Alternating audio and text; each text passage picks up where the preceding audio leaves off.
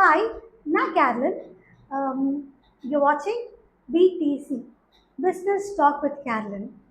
நான் எங்கே இருக்கேன்னா, இப்போ வந்து மதுரை மண்ணில் இருக்கேன். Okay, and I'm in office of Perry's Biscuit and Perry's Tours and Travels. Mr. Perry's Mahendra Vel sir கூட தான் இருக்கேன். As I told you before, முன்னாடி நான் சொன்ன மாதிரி இந்த துணை முனைவோர் தொழில் முனைவோருங்கிற ஒரு பட்டம் பிஸ்னஸ் பீப்புள் அது சும்மா வந்துடுது இல்லைங்க. ஓகே, இட் இஸ் ரொம்ப hard work and every thing. அது எல்லாமே வந்து நம்ம விஷயங்கள் வந்து அது கொடுத்து தான் அந்த பேர் எடுத்திருக்கோம். ஸோ அந்த பீப்புள்கிட்ட வந்து நான் உங்களுக்கு சொல்லியிருக்கேன், நம்மளோட ட்ராவல் பிஸ்னஸில் சாதிச்சவங்கள்ட்ட வந்து கேட்டு எந்த விஷயம் இப்போ நம்மளோட நாலேஜ் ஷேர் பண்ணுறதா இருக்கட்டும், இல்லை எதனா ஒரு விஷயம் கேட்குறதா இருக்கட்டும், அவங்கள்ட்ட கேட்கும் போது அவங்க வந்து அவங்களோட எக்ஸ்பீரியன்ஸ் வந்து ஷேர் பண்ணுவாங்க. ஸோ அதுதான் நம்மளோட பெரிய ஒரு சக்ஸஸ்க்கான ஒரு ட்ரீட்மெண்ட்னு சொல்லலாம். ஓகே, ஸோ இன்னைக்கு வந்து சார் ஆஃபீஸில் வந்து உட்காந்துட்ருக்கேன். Just wanted to give insight for you all. நம்ம வியூவர்ஸ்க்கு வந்து சார் என் சார் வந்து 4வது தலைமுறை. I have to tell you 4th generation entrepreneur. Okay, so it's a very big thing. ஏன்னா இப்போல்லாம் வந்து இப்போ ஸ்டார்ட் பண்ணி நாளைக்கு முடிக்கிற பிஸ்னஸ் பீப்புளாக இருக்காங்க. But being 4th generation, it's really a very big thing.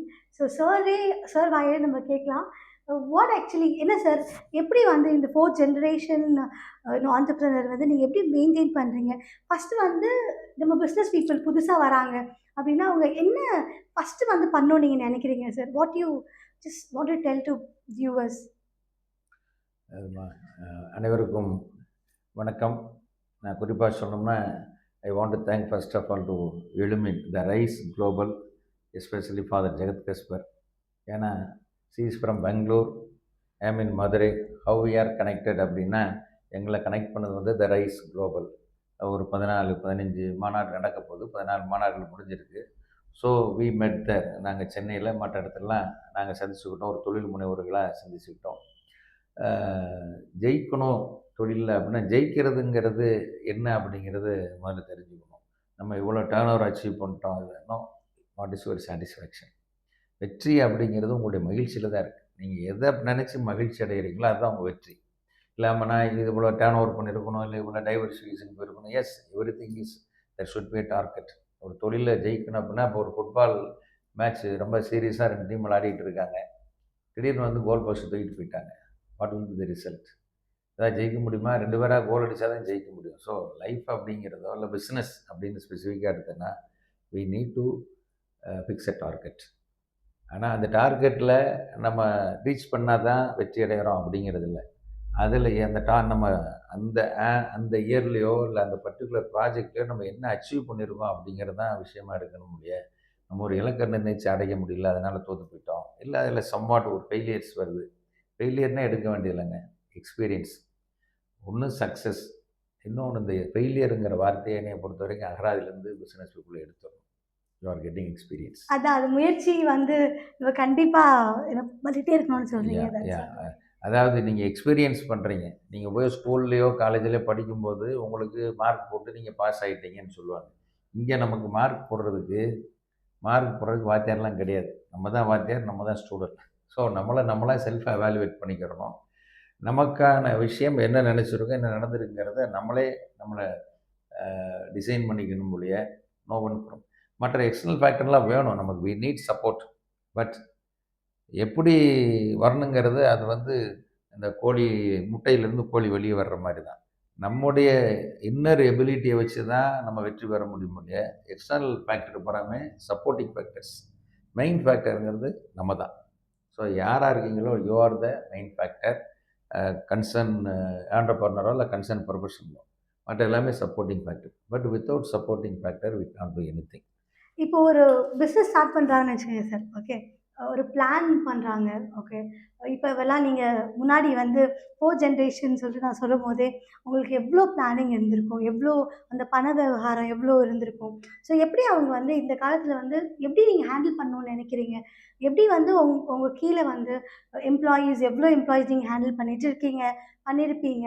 எப்படி அதெல்லாம் வந்து ஹேண்டில் பண்ணுறது, எப்படி கரெக்டான ஒரு விஷயம் நீங்கள் இவரை சொன்னீங்கன்னா they really learn. Yeah. But இன்னைக்கு இருக்கிற மக்கள் வந்து ரொம்ப அதாவது ஃபுட்டு மட்டும் ஃபாஸ்ட் ஃபுட்டு இல்லை இல்லை மக்களுமே ரொம்ப ஃபாஸ்ட்டாக இருக்காங்க. எவ்வளோ நேரம் ஒரு இன்டர்வியூலாம் வந்து கேட்பாங்க அப்படிங்கிறது எனக்கு ஆமா. அது தெரியல. எல்லாம் கண்டிப்பா. வந்து இப்போ ரீல்ஸில் போயிட்டாங்க. செகண்ட்ஸில் அப்படியே அப்படியே இல்ல முடிச்சுட்டு அதான் சார் போகணுங்கிற நானுமே மைண்ட் செட்டுக்கு ஷார்ட்ஸ் தான் வந்துட்டாங்க. போட்டுட்டு இருக்கேன். பட் இப்போ ஃபர்ஸ்ட் டைம் சார் மாதிரி ஒரு பெரிய business person is wanted to give இது வந்து இதெல்லாம் நீங்க பார்த்தீங்கன்னா வீடியோலாம் நீங்க பார்ப்பீங்க.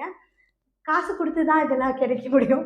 பட் வித்தவுட் தட் அவங்களோட எக்ஸ்பீரியன்ஸ் வந்து ஷேர் பண்றது வந்து ரொம்ப ரொம்ப பெரிய விஷயம். So that's what sir is sharing. கண்டிப்பா பார்ப்பாங்க சார். ஏன்னா வெல்கம். பிசினஸ் பீப்பிள் வந்து ரொம்ப முயற்சி பண்ணிட்டு இருக்காங்க. இப்போ கரெக்ட்டா ஒரு இடத்துல சக்சஸ் பண்ணணும். ஒரு ஐடியாஸ் எடுத்து எங்க போறதுன்னு தெரியாம, எப்படி பண்றதுன்னு தெரியாம ரொம்ப முழிச்சிட்டு இருக்காங்க.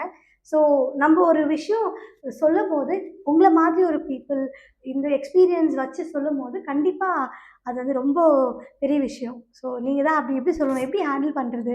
இந்த எம்ப்ளாயீஸ் எப்படி அந்த பண விவகாரம் எப்படி வந்து வி கேன் டேக் இட் அப்ன்னு ஒரு டிப்ஸ் சொன்னீங்கன்னா, அது really it will be useful for the ப்ரெஷர்மா. Give back to the society அப்படிங்கிறத நான் ரொம்ப நம்பிக்கை உள்ளவன். சமுதாயத்துக்கு திருப்பி செய்யணும். நம்ம போகும்போது என்னெல்லாம் எடுத்துகிட்டு போகிறதுக்கு ஒன்றுமே கிடையாது. கொடுத்துட்டு தான் போகணும். ஸோ போன பிறகு பிள்ளைகளுக்கு நீங்கள் உயில் எழுதி வைக்கிற சொத்து கொடுத்துட்டு போனேன், எதை கொடுத்துட்டு போனேன் அப்படிங்கிறத விட வாழும்போது இந்த சமுதாயத்துக்கு நம்ம என்ன செஞ்சுருக்கோம், சமுதாயத்துக்கு என்ன கொடுத்துருக்கோம் அப்படிங்கிறது நம்முடைய ஆத்ம திருப்திக்கு செய்யணும். ஊர் உலகம் நம்மளை பாராட்டணும், நம்மளை புகழணும்லாம் அவசியம் இல்லை. நம்மளுடைய மன திருப்திக்கு ஒவ்வொருத்தரும் எல்லாருமே செஞ்சுக்கிட்டு இருப்பாங்க.